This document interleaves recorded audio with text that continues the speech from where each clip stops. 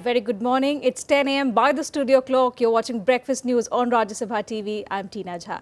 In the next half an hour, we'll take you through all the big news-making events this morning, starting with the top stories. Prime Minister Narendra Modi meets Council of Ministers, asks them to spread message of government's development agenda, warns against letting opposition agenda or false campaigns unsettle them. Aam Aadmi Party keeps up its attack against Arun Jaitley over his DDCA tenure, demands his resignation. BJP leaders rally around the finance minister who rebuts charges. IMF chief Christine Lagarde to stand trial in France for alleged negligence. Case pertains to over $438 million payment to a businessman back in 2008. India toughens stance at the WTO talks in Nairobi, objects to draft text on agriculture, alleges some developed nations in undue haste to push for deal on phasing out export subsidies. And EU leaders meet in Brussels for their final summit of a rather tough year. Pressing issues include the migration crisis, which threatens security and passport-free area.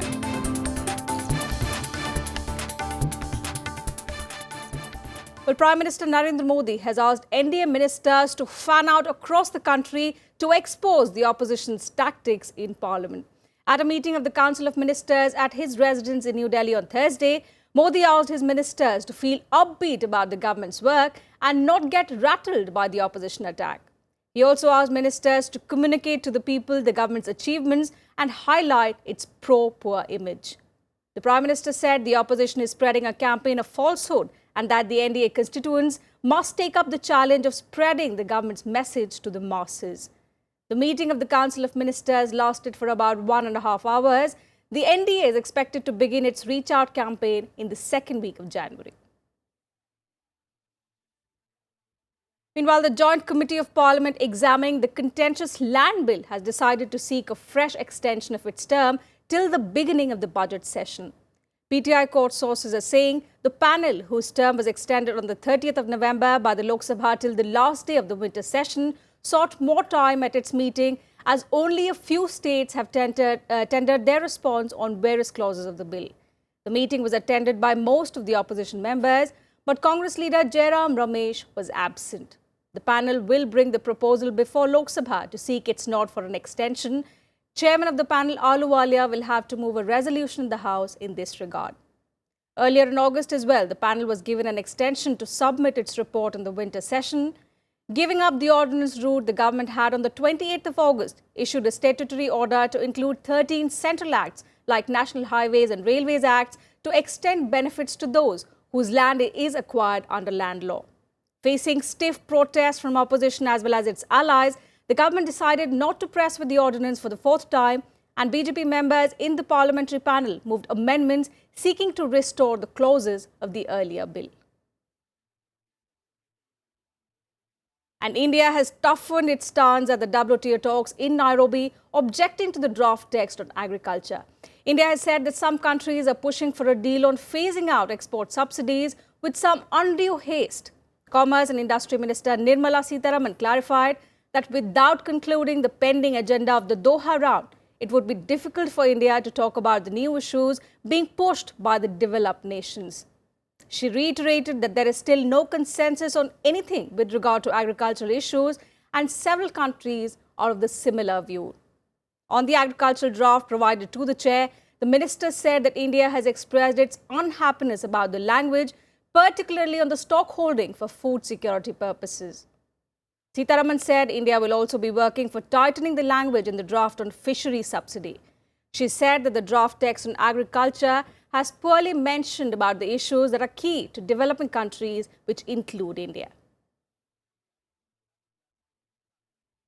And our top international focus, the Tapi controversy over a generous government payout for a political supporter came to a boil on Thursday. Christine Lagarde, managing director of the International Monetary Fund, is to stand trial in France over a multi-million euro payment back in 2008. Despite criticism, Lagarde claimed innocence, saying she will fight the order in court. The infamous Taipei affair has dragged many big names, this time the International Monetary Fund chief Christine Lagarde. Lagarde has been ordered by a French court to stand trial over her role in the state payout of over 400 million euros to French tycoon Bernard Tapie in 2008. She will be tried under a charge of negligence by a person in position. In a statement, Lagarde said she plans to fight the trial order. Lagarde has always protested her innocence, denying any wrongdoing in the arbitration process, which she says was independent and in the best interest of the taxpayers. The then French Finance Minister Lagarde has been accused of meting preferential treatment to Taipei, referring the case to an arbitration panel instead of proceeding through the regular courts. Taipei had sued the partly state-owned Credit Lyonnais Bank of defrauding him by deliberately undervaluing his shares in Adidas at the time of their sale in 1993. The panel awarded him the compensation, causing a public outcry. Critics argue the state would not have paid compensation to a convicted criminal had it not been for Lagarde's actions. Investigators suspect he was granted a deal in return for his support for former French President Nicolas Sarkozy, Lagarde's boss at that time, in his 2007 presidential bid. Meanwhile, IMF continued to express its confidence in the managing director's ability to effectively carry out her duties. Lagarde would have 5 days to appeal once the court decision is made public on Friday or Monday. If convicted, Lagarde could be sentenced to 1 year in prison. Bureau Report, Rajya TV. And back home, facing the opposition heat over the DDCA row, Finance Minister Arun Jaitley hit back strongly against the allegations made against him. He accused Delhi Chief Minister Arvind Kejriwal of spreading false propaganda while maintaining that he has never done anything wrong throughout his political career. Kejriwal has demanded Jaitley's resignation.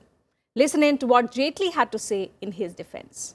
भ्रष्टाचार के साथ खड़े हुए जब रंगे हाथों पकड़े गए हैं तो केवल एक चारा है कि लोगों का ध्यान दूसरी तरफ आकर्षित करते हैं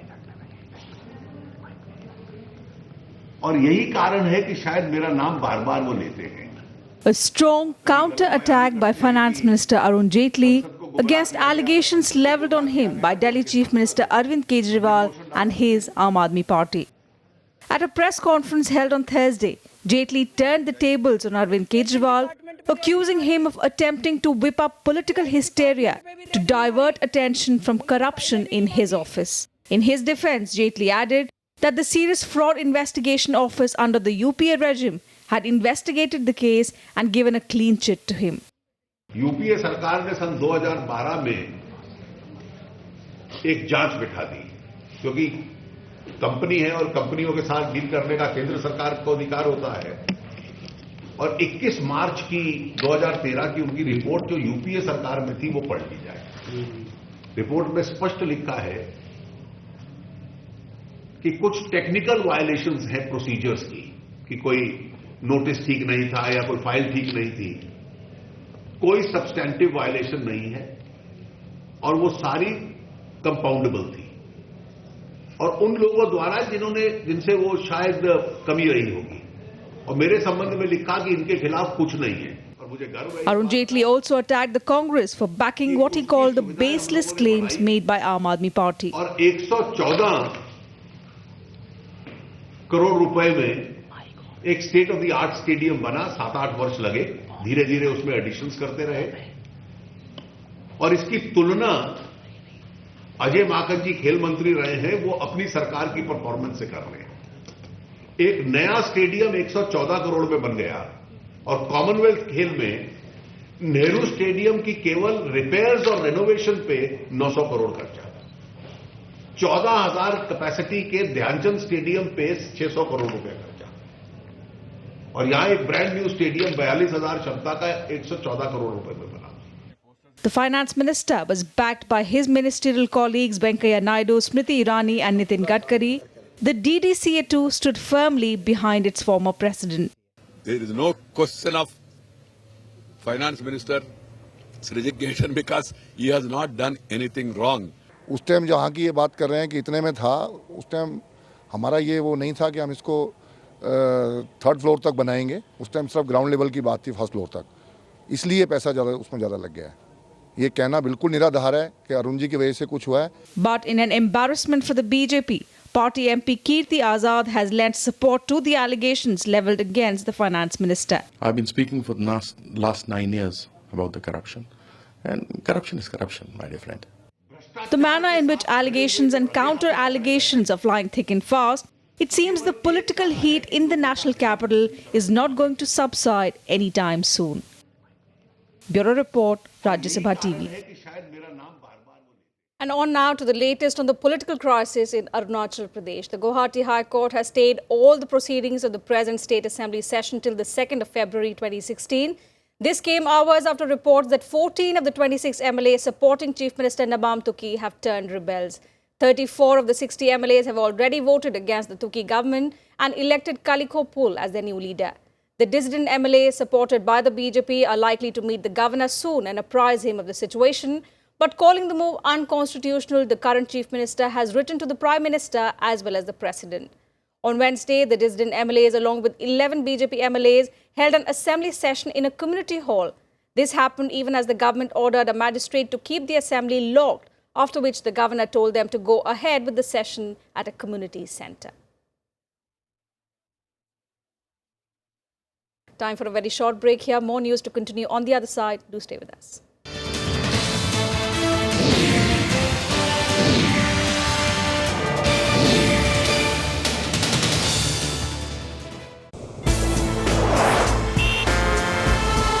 Tales that inspire, stories of social change.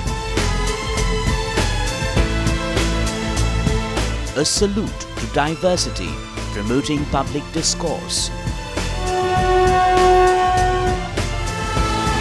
Events that motivate, inspiring the innovative spirit. Watch Rajya Sabha television documentaries every Friday at 10:30 p.m., Saturday 12:30 p.m. and Sunday at 1 p.m.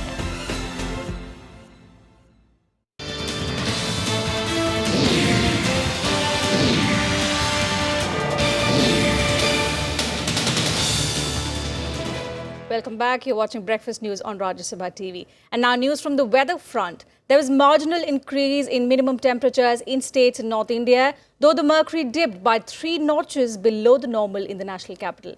Minimum temperature in New Delhi dropped 3 notches below season's average to settle at 5.4 degrees Celsius. The moisture content grew from 46 to 94 during the day. In Kashmir, the minimum temperature increased at most places, providing some relief to the residents. The local Met Office has predicted mainly dry weather for the next few days. In Rajasthan, severe cold wave conditions improved a little. The mercury rose by 1 to 5 degrees Celsius at most places in the state due to abatement in northwesterly cold winds since yesterday. Haryana and Punjab continue to remain in the grip of cold conditions, though there was a slight rise in minimum temperatures recorded across the two states. ठंड है भैया बड़ी दिक्कत है इसमें जो है आदमी मरा जा रहा है गलन चल रही है ठंड बहुत ज़्यादा पड़ रही है और ऊपर हिमाचल में बर्फ पड़ने की वजह से यहाँ स्कूटर और गाड़ी चलाने में बहुत ठंड हो रही है कोहरा पड़ रहा है ठंड बहुत ज़्यादा है स्कूटर दो स्वेटर कोटी पाए हुए हैं फिर भी बहुत ज़्यादा ठंडी लग रही है जी सर ये है कि आना जाना बड़ा मुश्किल हो गया है ठंड नाल स्कूल जाना बच्चों का बहुत मुश्किल हो गया बच्चों का बहुत मुश्किल है ठंड ਦੇ ਵਿੱਚ ਨਿਕਲਣਾ ਜੀ स्कूटर चलाना बाइक चलाना बहुत मुश्किल आई ठंड ਦੇ ਵਿੱਚ जी And news from neighbouring Nepal. The country's central bank has warned that the country faces grim prospects of stagflation if the political crisis over its new constitution is not resolved. The warning came as inflation figures reached double digits to touch a 3-year high. Nepal Rashtra Bank warning also came at a time when consumer prices shot up by more than 10% in November. Economic growth of the Himalayan nation is expected to drop to lowest in around 1.5 decades. Nepal's economy was severely hit after the 25th April earthquake, followed by the political turmoil in the southern plains by Indian-origin Madhesis for the last 4 months. Nepal had contained inflation within single digits in the last 23 months, but in November it stood at 10.4%, the highest in the last 3 years. And for more news from across the country, let's take a look at nationwide. At least 7 infants died under mysterious circumstances at the Malda Medical College and Hospital in West Bengal. The hospital authorities cited malnutrition and low weight as the main factors leading to the deaths. Parents of the victims, however, alleged negligence on part of the medical college. Over the past few years, the Malda hospital has repeatedly hit the headlines over spate of infant deaths, with the trend rising during winters. The government has downplayed Defence Minister Manohar Parrikar's remarks on fight against the Islamic State terror group. Parrikar had said that India could undertake anti-Islamic State operations under a UN flag if the global body adopts a resolution in this regard. Terming it a hypothetical situation, the Ministry of External Affairs said India has been part of every UN-led mission. Spokesperson Vikas Swarup said India joins peacekeeping operations based on whether there is a robust mandate for it or not. Parrikar's remarks were in departure from India's position that it will not go overtly against the Islamic State terror group. Home Minister Rajnath Singh has assured the Christian community in the country that no injustice will be allowed to happen to them. He said this while addressing a Christmas celebration organized by the Catholic Bishops' Conference of India. He also asked the community leaders to contact him directly if any injustice is done to them anywhere in the country. The pilot and co-pilot of an Air India plane involved in the freak accident at the Mumbai airport, where a technician died after getting sucked into the engine, have been grounded. The move comes as part of the probe launched by the Aircraft Accident Investigation Bureau.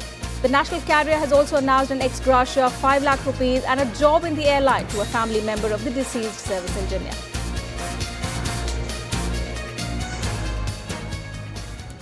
Well, European leaders tackled the migration crisis and Britain's reform demands at a summit on Thursday, twin challenges threatening the unity of the EU as one of the toughest years in its history draws to a close. The meeting comes 2 days after the European Commission presented new proposals under which the bloc would nearly treble its spending on frontier defence and create a new 1,500-strong rapid reaction force.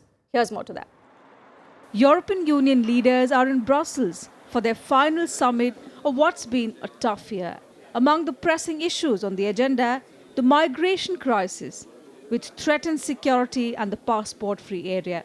Leaders will discuss the plan aimed at boosting security on Europe's perimeter while preserving the 26-nation Schengen zone at the continent's heart, within which people can travel freely across national borders without passport checks. Europe cannot remain vulnerable when Schengen states are not able to effectively protect their borders. If we reject the Commission's proposal, we will have to find another, but I am afraid an equally painful solution. Also up for discussion in Brussels is Britain's push for EU reform. Prime Minister David Cameron's promised a membership referendum by the end of 2017. We're not pushing for a deal tonight, but we're pushing for real momentum so that we can get this deal done. So I'm going to be battling hard for Britain right through the night, and I think we'll be getting a good deal. Other EU leaders who will be meeting Cameron for dinner in Brussels want to help him ensure Britain votes to stay in the EU in a referendum due within 2 years, with opinion polls showing the number of Britons wishing to leave is growing. Ich werde diese Aussprache von deutscher Seite in dem Geist führen, dass wir von unserer Seite aus gerne Großbritannien als Mitglied der Europäischen Union erhalten wollen. Gleichzeitig natürlich aber die Grundfreiheiten, Nichtdiskriminierung, Freizügigkeit, die Grundprinzipien der Europäischen Union nicht einschränken wollen. Also about Brexit, but I think that this is not time for exits in Europe. It's time for more cooperation. David Cameron proposals has 4 major chapters. 3 is supportable, easy for us.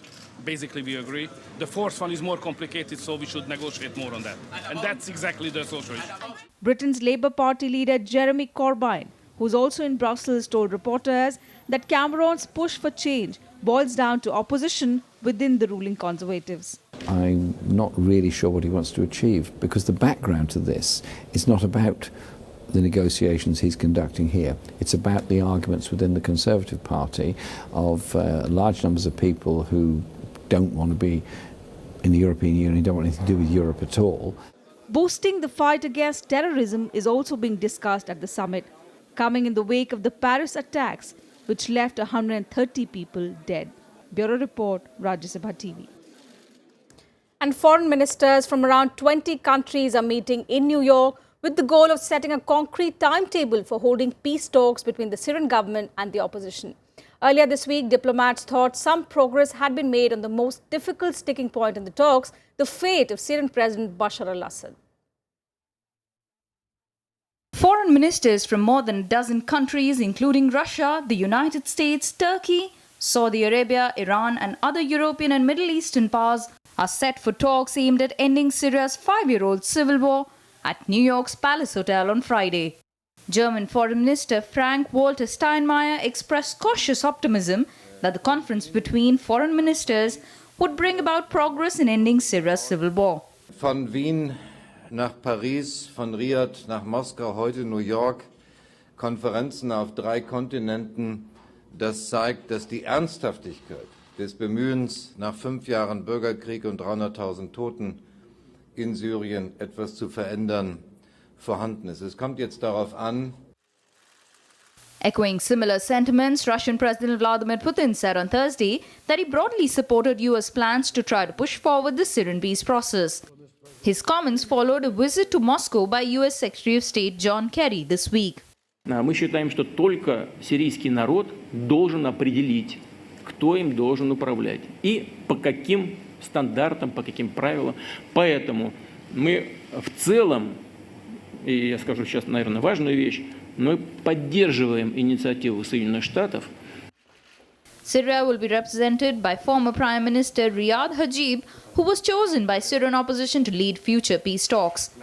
Meanwhile, on Thursday, finance ministers of the United Nations Security Council member countries met in New York to pass a resolution to cut funding of Islamic State. The 15-member council unanimously adopted a resolution that ties together existing measures targeting Islamic State's finances and offers guidance on implementation in a bid to push more countries to act. I think we've got, with this United Nations resolution, a very clear cover and authority to go after not just the terrorists themselves, but all the middle people involved in financing this organization. And, you know, if you are involved in the oil trade or the antiquities trade with ISIL, Daesh, you know, you should see from this resolution that you are absolutely in our sights. US Treasury Secretary Jacob Lew will lead the 15-member council for the vote that comes amid a major diplomatic push to end the war in Syria. Bureau Report, Rajya Sabha TV. A look now at all the other stories we are following from around the world in World Wrap. The United Nations General Assembly on Thursday approved a resolution condemning human rights abuses in North Korea. The resolution was adopted with 119 votes in favour, 19 against and 48 abstentions. It condemned the ongoing systematic, widespread and gross violations of human rights in North Korea. Though the resolutions are non-binding, they do carry a lot of political weight. It also urged the Security Council to consider referring the situation in North Korea to the International Criminal Court. In a wide-ranging annual news conference, Russian President Vladimir Putin used crude language in a furious new attack on Turkey over the shooting down of a Russian combat jet last month. Putin said he saw no prospect of ties improving with Turkey under its current leaders. The latest in the San Bernardino investigations, a friend of one of the attackers, Enrique Marquez, has been charged in connection with the shooting. Marquez has been charged on 3 accounts: providing material support to terrorists, unlawful purchase of assault rifles and defrauding immigration authorities. He also told authorities in detail about the earlier terrorist plots that were never carried out.